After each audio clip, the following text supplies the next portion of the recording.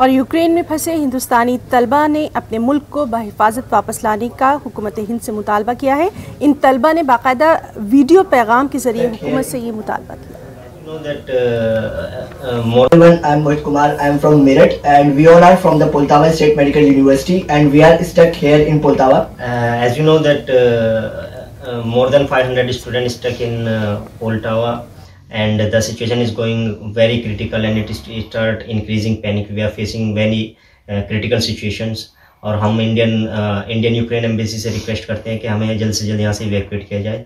My self is Mohammad Adil. I am from Krekpur district Bijnor. यहाँ की situation बहुत क्रिटिकल है, हमें रात को शेल्टर में जाना पड़ता है, और यहाँ इंडियन गवर्नमेंट से मेरी यही अपील है हम सबकी कि हमें यहाँ से जल्द से जल्द एयरलिफ्ट कराए।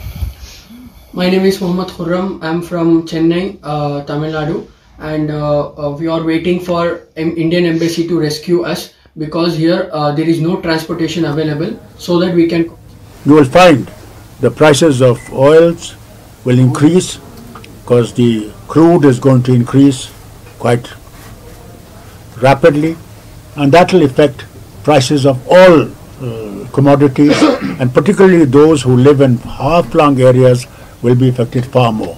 Therefore, inflation will increase, and that inflation will be very difficult for the poor man to be able to sustain himself in honor and in dignity.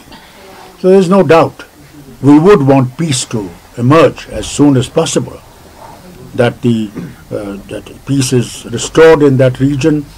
People are Russia has also its own claim. They don't want NATO around them because they think that it affects their sovereignty. So that it's for the world to realize their problem also. As I think the president of Russia has said, how would America feel if missiles are put as before in Cuba? Will they be able to not react to it? So, as far as we are concerned, in Kashmir, Jammu and Kashmir, we feel it's adversely going to affect us. Adversely. We are going to find very difficult to survive, even survive, I'm telling you, because things are going to be very difficult.